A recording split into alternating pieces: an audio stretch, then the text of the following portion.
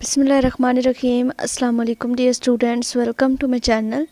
आज हम करेंगे मैथ 631 के पूरा जो हमारा मिड टर्म इसका सिलेबस है 1 से 80 मॉड्यूल्स तक। आप सब ने अपना सिलेबस चेक कर लिया होगा।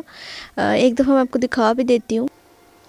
ये आपके पास आपका मैथ 631 का जो पेपर पैटर्न है वो दे दिया गया है, जिसमें आपके 1 से 80 तक मॉड्यूल्स इंक्लूडेड होंगे। और इसमें जो है वो आपके पास 30 MCQs होंगे, सॉरी 30 इसके टोटल मार्क्स हैं इस पेपर के आपके पास, और जिसमें से आपके 20 MCQs हैं और 2 जो है वो क्वेश्चन आपने 5 मार्क्स के अटैम्प्ट करने होंगे। तो टोटल जो है वो आपका जो पेपर बनेगा वो 30 मार्क्स का बन जाएगा। तो अभी जो है वो अगर लेक्चर्स की बात की जाए तो हमारे लेक्चर्स 50 तक कवर हो गए थे, हमने 50 तक कर लिए थे। बाकी जो हमारे लेक्चर्स हैं वो ये अनाउंसमेंट देखने के बाद मुझे ये लगा है कि हमें जो ज़्यादा फोकस है वो हमारा ऑब्जेक्टिव पे होना चाहिए। तो उस लिहाज से फिर अगर हम चलें तो मैं आज आपको जितना भी हमारा ऑब्जेक्टिव है, पहले मॉड्यूल से लेकर 80 मॉड्यूल्स तक जितना भी ऑब्जेक्टिव बनता है वो सारा मैं आपके साथ शेयर करूंगी कि इस तरह से आप जो है वो तैयारी करें इस सब्जेक्ट की। इंशाल्लाह आपके मार्क्स जो हैं वो बहुत अच्छे आ जाएंगे। तो चलें स्टार्ट करते हैं। उसके साथ साथ हम इम्पोर्टेंट जो हमारे थ्योरम्स हैं उनको भी देख लेंगे, क्योंकि इसमें हैं ही सारे थ्योरम्स। तो 2 जो हैं वो हमने ओनली इसके अटैम्प्ट करने होंगे सब्जेक्टिव पार्ट में क्वेश्चन। तो ये हमारे लिए काफ़ी अच्छा हो गया कि हमारा जो पेपर है वो काफ़ी इजी हो गया है। तो इस तरह से आप तैयारी करें, इंशाल्लाह पूरी वीडियो को देखें। बेशक काफ़ी लंबी हो जाएगी क्योंकि हर एक चीज़ को हम डिटेल से देखेंगे। तो कंप्लीट लेक्चर को वॉच कीजिएगा। इंशाल्लाह इस लेक्चर के बाद आपको किसी भी चीज़ की कन्फ्यूजन बाकी नहीं रहेगी। और अगर आपने कोई फाइल्स करनी है तो सबसे जो पहला सजेशन है मेरा वो आपके लिए यही है कि आप हमेशा हैंडआउट्स को प्रेफर करें, क्योंकि अगर आप पहले हैंडआउट्स करेंगे और ठीक है अगर आपकी तैयारी फुल हो जाती है तो उसके बाद एंड टाइम पे जाके आप फाइल्स को लाजमी देख लिया करें, ठीक है। लेकिन अगर आप डायरेक्ट फाइल्स के ऊपर जाते हैं तो आपको क्या पता कि फ़ाइल के अंदर जो क्वेश्चंस लगे हुए हैं वो सब के आंसर ठीक हैं या नहीं है ठीक। तो इस चीज़ से बचने के लिए आप बेहतर ये है कि हैंडआउट्स को प्रेफर करें। 1 से 2 दफ़ा आप हैंडआउट्स को रीड आउट करेंगे तो आपको सारी चीज़ें अच्छे से समझ आ जाएंगी। तो चलें हैंडआउट से जल्दी से स्टार्ट करते हैं। सबसे पहले आप देख लें कि यहाँ तक आपके जो है वो 80 मॉड्यूल्स बनते हैं। ये चैप्टर नंबर 2 का टॉपिक नंबर 2.5 तक आपके 80 मॉड्यूल्स बनते हैं, ठीक है। पहला पूरा चैप्टर और सेकंड चैप्टर के 2.5 टॉपिक्स तक यहाँ तक आपके जो है वो 80 मॉड्यूल्स बनते हैं, प्रिंसिपल ऑफ नेस्टेड सेट्स तक। तो चलें हम स्टार्ट करते हैं। सबसे पहला जो हमारे पास है टॉपिक, इससे पहले भी मैंने 1 से 50 तक लेक्चर्स अपलोड कर दिए हुए हैं, तो उनको आप देख सकते हैं अगर आपको ज़्यादा डिटेल्स में देखना है। तो उनमें भी मैंने आपके जो ऑब्जेक्टिव पार्ट्स हैं उनको साथ साथ मैंने हाईलाइट किया हुआ है। तो देखते हैं चलें। Sequence and series of function chapter number 1 है हमारे पास। तो इसमें जो सबसे पहले जो छोटी छोटी एग्जांपल्स हैं, जब मैंने आपको ये करवाया चैप्टर तो तब भी मैंने आपको बोला था कि जिस तरह से ये फर्स्ट वाली एग्जांपल को ही आप देख लें कि ये आपको एग्जांपल दी हुई है, ठीक है। वो इससे आपसे पूछ सकते हैं कि डिफाइन अ सीक्वेंस ऑन। अब ऑन उसके बाद ये जो है वो इसका करेक्ट ऑप्शन है कि इसका जो सीक्वेंस है वो किस पे डिफाइन हो रहा है। यहाँ पे closed end open and closed interval जो इसकी डोमेन दी हुई है वो क्या दी हुई है, 0 से इन्फिनिटी दी हुई है। उसके बाद सेम इसी तरह से नेक्स्ट एग्जांपल है, बिल्कुल ये भी उसी तरह से है, जस्ट इसमें भी वही इसका आंसर है 0 to infinity open and closed interval दिया हुआ, इसके ऊपर इसका सीक्वेंस जो है वो डिफाइन होता है। इस तरह से नेक्स्ट एग्जाम्पल है -इन्फिनिटी टू 1 के ऊपर इसका सीक्वेंस डिफाइन होता है। देन उसके बाद पॉइंट वाइज कन्वर्जेंस है, इसकी डेफिनेशन जो है वो आप देख लें। ये थ्योरम बहुत ज़्यादा इंपॉर्टेंट है, आपने देखा होगा फर्स्ट पूरा चैप्टर हमने किया है तो उसमें ये चीज़ जो है वो हमारी ज़्यादा यूज़ हुई है। जहाँ पे भी हमने पॉइंट वाइज कन्वर्जेंस या कुछ भी फाइंड करना होता था तो हम उसके ऊपर लिमिट अप्लाई करते थे फंक्शन के ऊपर, ठीक है। तो इस चीज़ को जो है वो अपने माइंड में रखना है।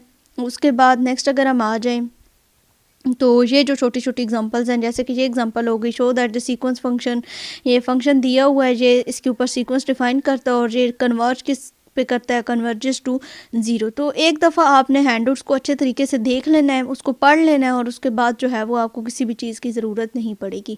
उसके बाद ये रैशनल एंड इरैशनल के limit F N X is equal to 1 कब होगा, जब एक्स रैशनल होगा, जब 0 होगा तो इट्स मीन कि आपका जो एक्स है वो इरैशनल फंक्शन होगा।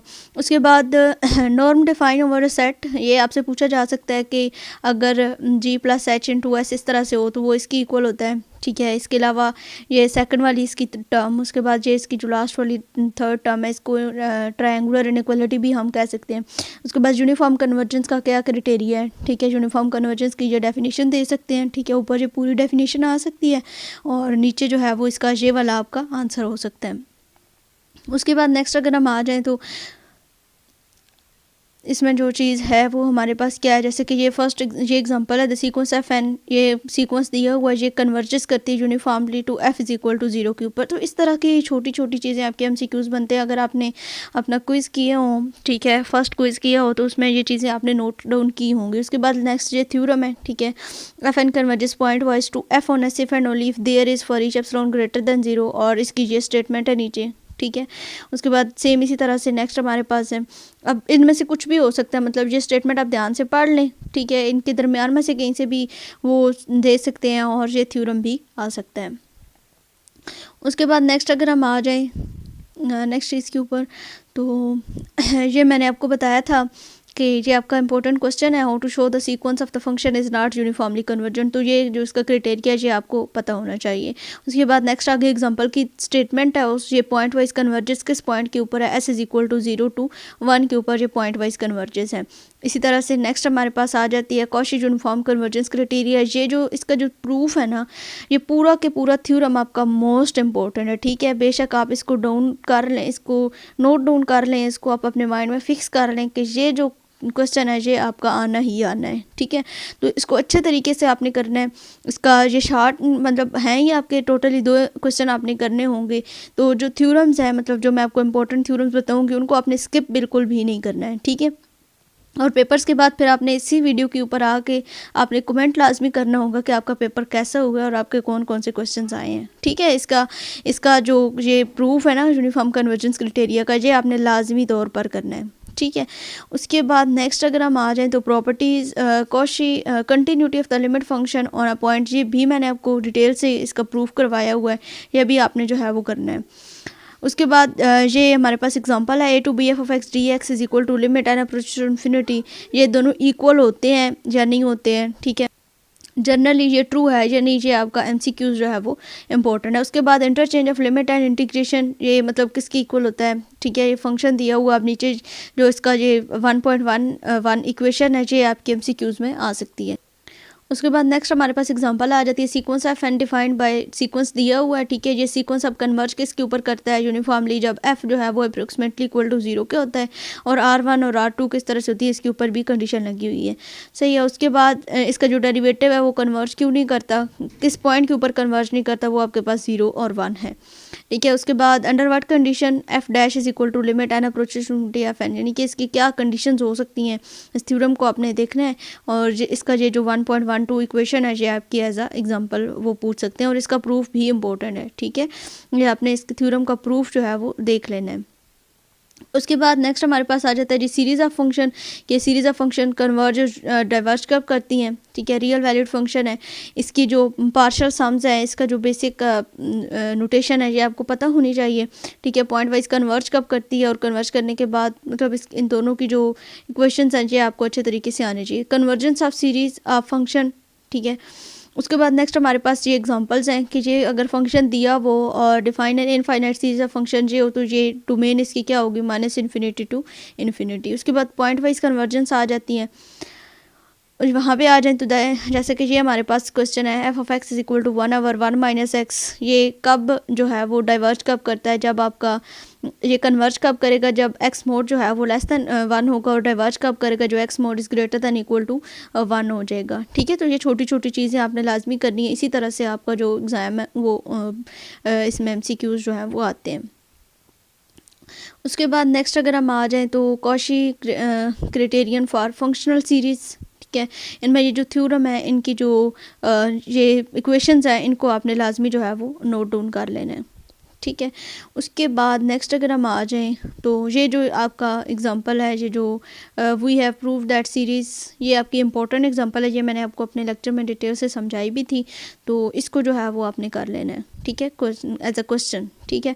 उसके बाद dominated series of real number for the series of function, ये इनकी जो इक्वेशंस हैं, ठीक है, जैसे कि ये एग्जांपल दी हुई है, ये एक हमारे पास सीरीज़ दी हुई है और सीरीज़ ऑफ फंक्शन डोमिनेटेड है, ये 1/n² बिकॉज किस वजह से है, ठीक है, ये आपका इम्पोर्टेंट है। और उसके अलावा ये क्योंकि हम जानते हैं कि ये भी कह सकते हैं कि ये भी इसके साथ मिलकर आ सकता है, और नीचे जो इसका आंसर है वो ये हो सकता है sum of 1/n² is less than infinity होता है, दैट्स वाई ये हमारे पास सीरीज़ ऑफ फंक्शन जो है वो डोमिनेटेड होती है। उसके बाद वाई स्टार एम टेस्ट, ये बहुत इंपॉर्टेंट है, ठीक है, इसको भी आपने लाजमी करना है। ये कह सकते हैं कि write down Y star M test and proof, ठीक है, इंपॉर्टेंट है, ये भी आपको जो है वो मैंने करवाया हुआ है, तो इसको आपने देख लेना है। सही हो गया। उसके बाद ये जो छोटी छोटी चीज़ें हैं, जैसे कि वाई स्टार एम टेस्ट की वजह से ये जो दोनों सीरीज़ हैं ये यूनिफॉर्मली कन्वर्ज करती हैं माइनस इन्फिनिटी टू इन्फिनिटी के ऊपर, दोनों सीरीज़ जो हैं वो आपकी कन्वर्ज करती हैं।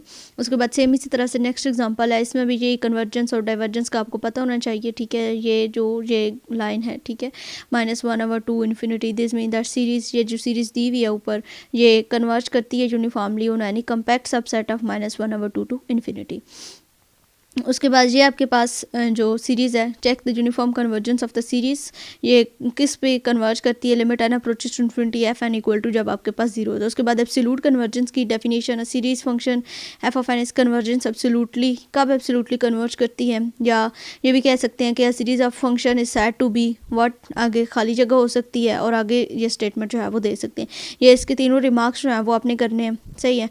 उसके बाद ये इसी थ्योरम में आ जाता है, ठीक है, ये थ्योरम है और इसके ऊपर ये सारा आगे इसका प्रूफ है, ठीक है। जो हमने डिटेल से किया हुआ है, इसको आपने लाजमी एक दफ़ा चेकआउट कर लेना, ये वाई स्टार एम टेस्ट में आ सकता है, ठीक है। तो नेक्स्ट अगर हम आ जाएं तो ये फिर इसी तरह से ये जो एग्जांपल्स हैं ना, इनको मतलब इतना डिटेल से करने की आपको ज़रूरत नहीं है, ठीक है, क्योंकि शॉर्ट है ना, तो ये आपके ऑब्जेक्टिव में ही इस तरह की एग्जांपल्स जो हैं वो बनेंगी।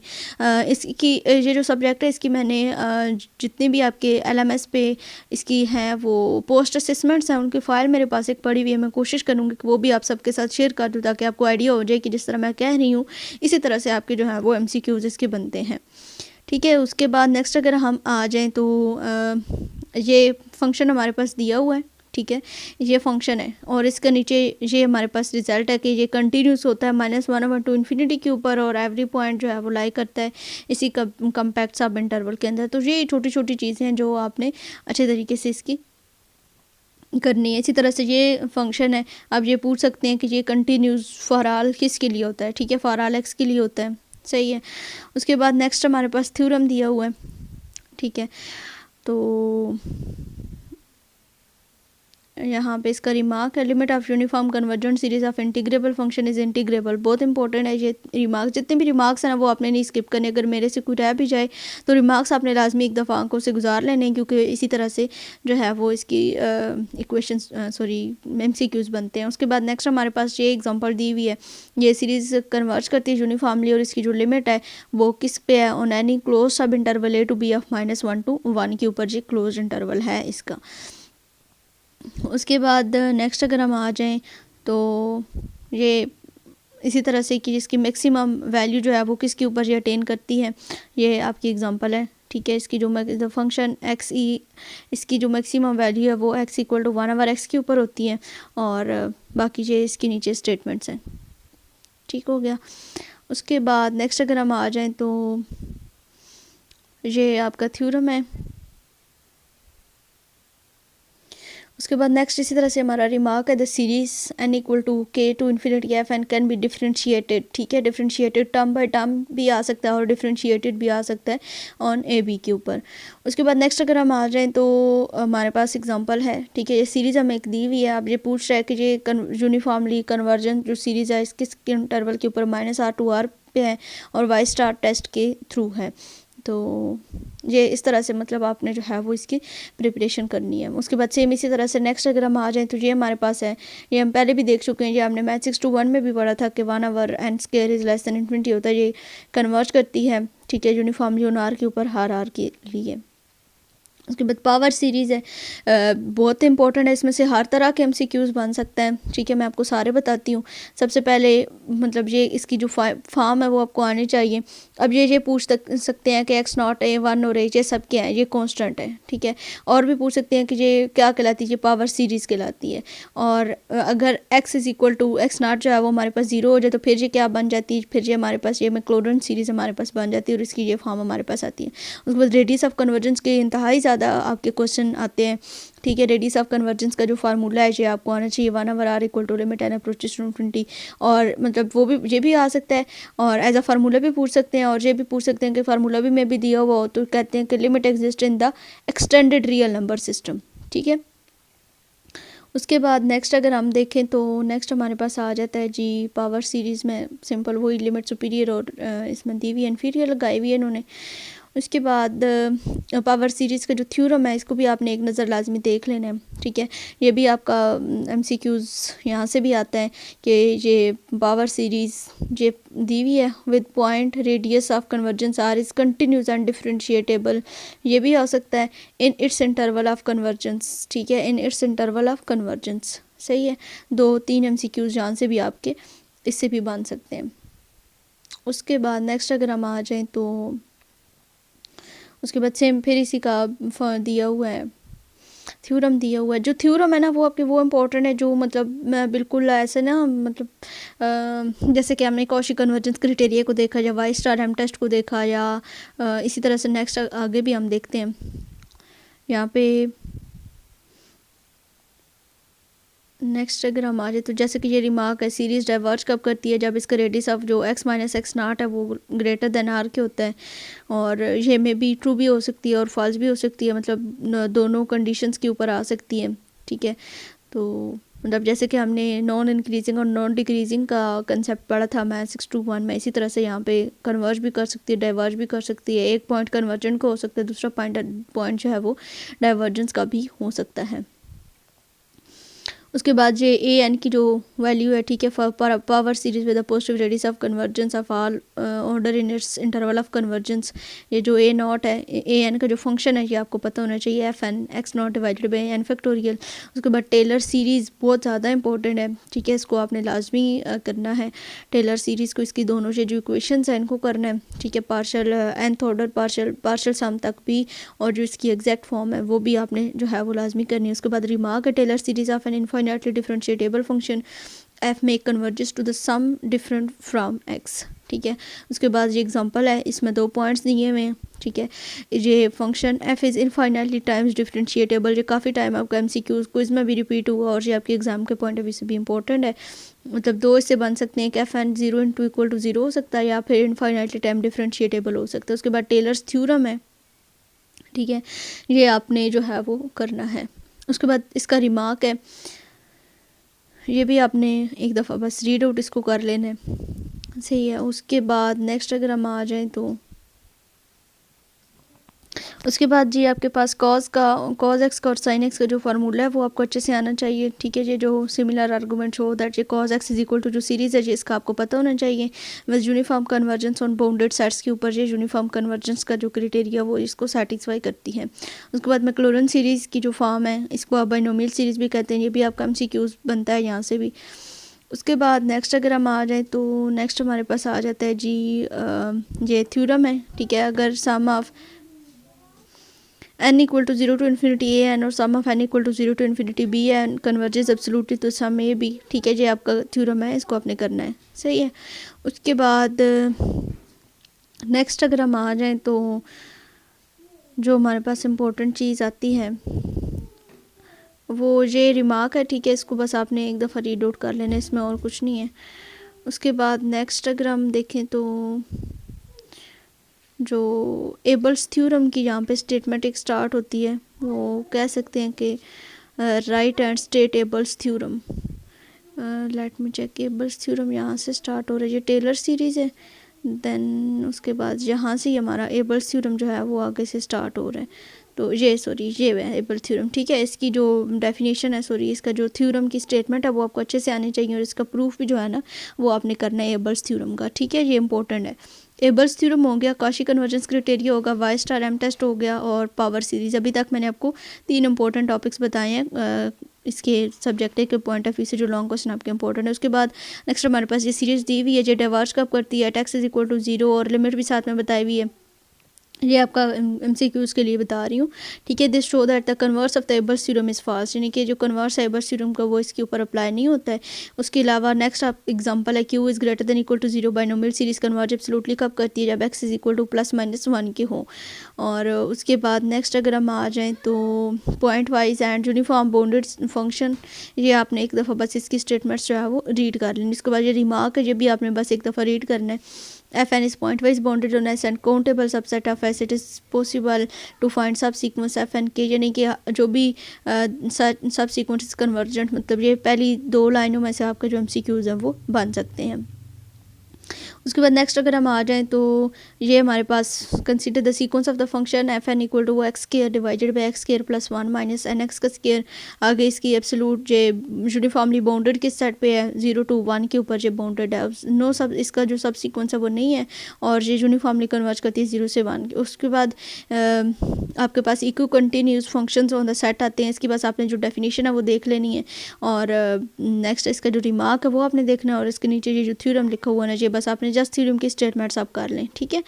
उसके बाद नेक्स्ट अगर हम आ जाए तो ये थ्योरम की स्टेटमेंट है, if K is a compact subset and f n is a sequence of the continuous function defined on K and f n uniformly is equicontinuous on K, ठीक है। बस इसका जो proof जो है ये अगर देखना है तो बस देख लें, 2 ही लाइनें हैं, लेकिन ये है कि आपने जो थ्योरम्स है ना इनकी स्टेटमेंट्स करनी है क्योंकि ये आपके ऑब्जेक्टिव के पॉइंट ऑफ व्यू से इंपॉर्टेंट है। उसके बाद नेक्स्ट अगर हम आ जाएं तो नेक्स्ट हमारे पास आ जाती है स्टोन वाइज स्टार थ्योरम। ये भी इंपॉर्टेंट है, इसका भी जो प्रूफ है वो भी आपने करना है और इसका जो थ्योरम की स्टेटमेंट्स है वो भी आपने करनी है, ठीक है। 4 हमारे टॉपिक्स हो गए हैं लॉन्ग क्वेश्चन के हिसाब से। उसके बाद फोरियर सीरीज़ है, ठीक है। इसकी बस आपने जो है वो मेन फॉर्म करनी है, ठीक है। फोरियर सीरीज़ की जो मेन फॉर्म है वो आपने करनी है। ये जो इक्वेशंस यहाँ पे लिखी हुई हैं, ठीक है, टेलर सीरीज़ के लिए। और जो सेट है यानी कि इससे जो MCQs आपका बन सकता है वो ये है कि 1x एंड ये आपके पास क्या है, ये बेस सेट हैं आप फंक्शन के। उसके बाद नेक्स्ट इसकी जो बेस सेट की जो रिप्रेजेंटेशन है वो आपकी ये भी आपका MCQs जो है वो यहाँ से आ सकता है। उसके बाद पीरियोडिक फंक्शन है, इसकी जो डेफिनेशन है वो आपको आनी चाहिए, ठीक है। ये जहाँ से जहाँ तक इसकी डेफिनेशन है ये आपकी इक्वेशन है, साथ में ये भी जो है वो आपको इसकी पता होनी चाहिए। और पीरियोडिक फंक्शन में साइंस और कोसाइंस फंक्शन जो है वो मोस्टली ज़्यादा यूज़ होते हैं, जो मोस्ट पॉपुलर फंक्शंस हैं। उसके बाद नेक्स्ट अगर हम आ जाएं तो हमारे पास ये स्मॉलेस्ट पॉजिटिव वैल्यू ओमेगा है पीरियोडिक फंक्शन की और इसको हम प्रिमिटिव पीरियड भी कहते हैं। ये आपका इंपॉर्टेंट MCQs जहाँ से बन सकता है। उसके बाद आपका लेमा है, ये इसमें 3 चीज़ें मतलब अलग अलग हाईलाइट्स हैं, तो उसका मतलब है कि ये तीनों आपके MCQs जो हैं वो बनते हैं यहाँ से। उसके बाद नेक्स्ट हमारे पास एग्जांपल है, ठीक है। ये एक पीरियोडिक फंक्शन है इस विद 2 पाई, ठीक है, ये आपका MCQs है। उसके बाद नेक्स्ट एग्जांपल है ये इन F is integrable on W to omega, ये भी आपका यहाँ से MCQs बनता है। उसके बाद पीरियोडिक एक्सटेंशन क्या है, ये आपका हाईलाइटेड है, ठीक है, इसको आपने करना है हाईलाइटेड। इंशाल्लाह मैं ये हैंडआउट्स आपको डिस्क्रिप्शन बॉक्स में दूंगी, वहाँ से आपने डाउनलोड कर लेने हैं, ठीक है। उसके बाद ट्रिग्नोमेट्रिक पॉलिनोमियल है, इसकी भी आपको जो मेन फॉर्म है वो पता होनी चाहिए। और A के और B के हमारे पास क्या है, रियल नंबर्स है और इसको आप ट्रिग्नोमेट्रिक पॉलिनोमियल्स कहते हैं।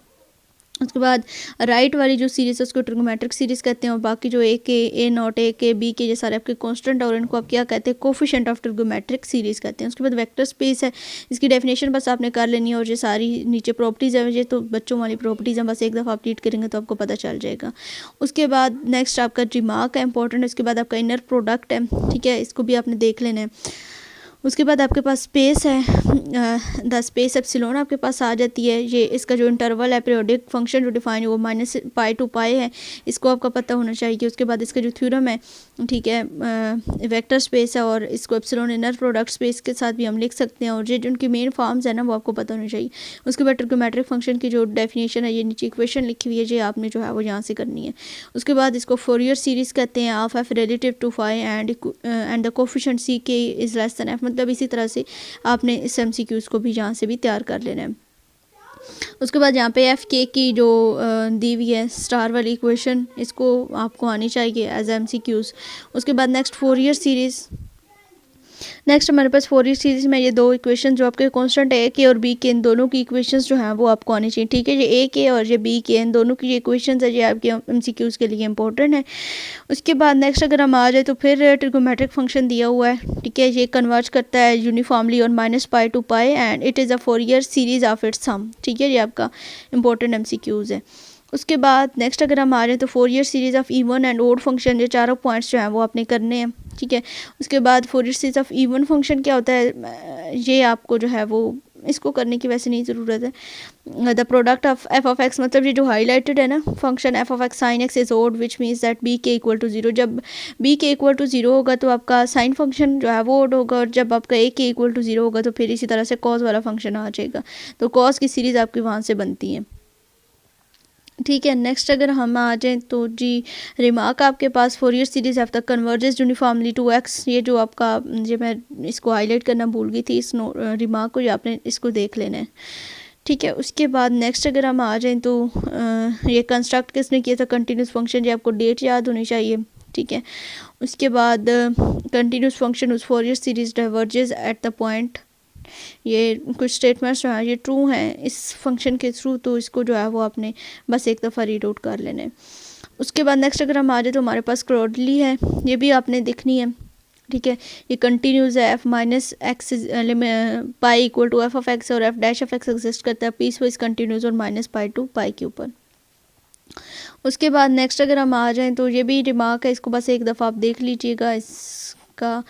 और उसके बाद सेम इसी तरह से एंड पॉइंट्स जो हैं वो सीरीज़ कन्वर्ज करती है किस पॉइंट के ऊपर, ये आपके पास इसकी मेन फॉर्म है इक्वल टू, मतलब ये सिंपल जो है वो ये इक्वल टू किसके आ जाता है, ज़ीरो के इक्वल आ जाता है।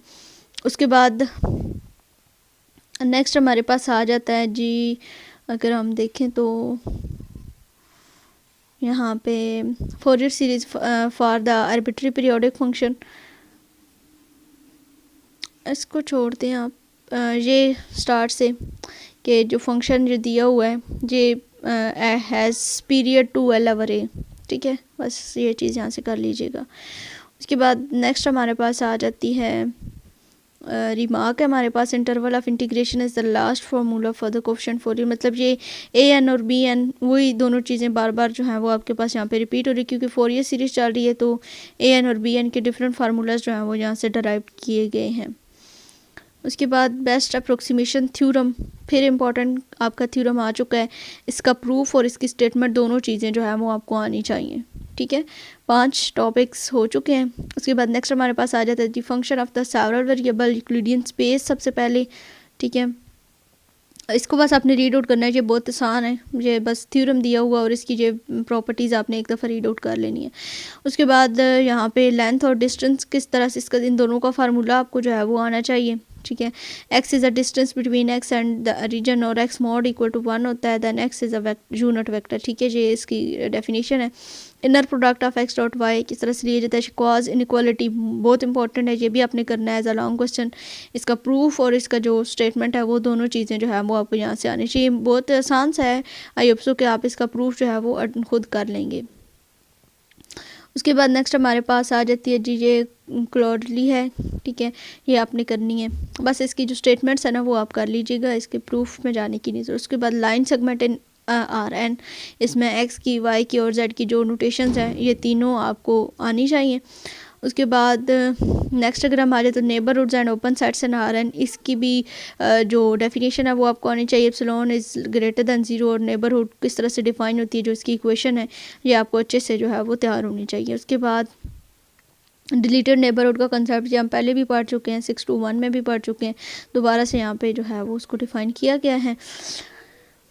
देन ये 78 लेक्चर्स नहीं 80 लेक्चर्स हमने करने हैं। ठीक है, यहाँ तक 78 बनते हैं।